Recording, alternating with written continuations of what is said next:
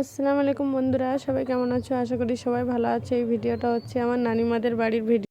প্রথমে বাড়ির দেশি মুরগির ডিম ভাজা হয়ে গেছে, এবারে গরুর মাংস রান্না হবে। তো দেখো, সর্ষের তেল দিয়ে পেঁয়াজ লাল করা হলো।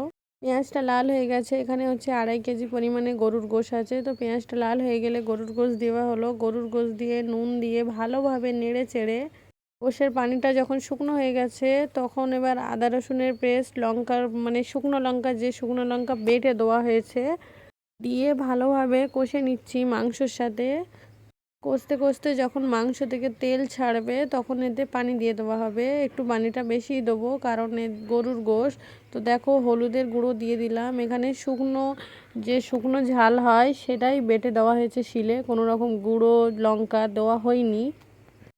দেখো, তো সেদ্ধ করার জন্য পানি দিচ্ছি। পানিটা যখন শুকনো হয়ে যাবে, তো এখন ঢাকনা চাপা দিয়ে দেবো। শুকনো হয়ে গেলে যখন খুলবো, তখন দেখবো সব প্রায় গলে গেছে।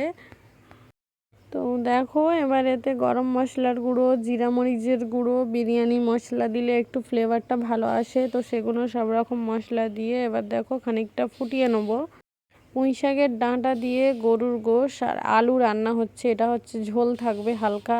তো তোমাদের কাদের কাদের ডাঁটা খেতে ভালো লাগে অবশ্যই জানাবে। আমার তো খুব ভালো লাগে। সব দেওয়া হয়ে গেছে।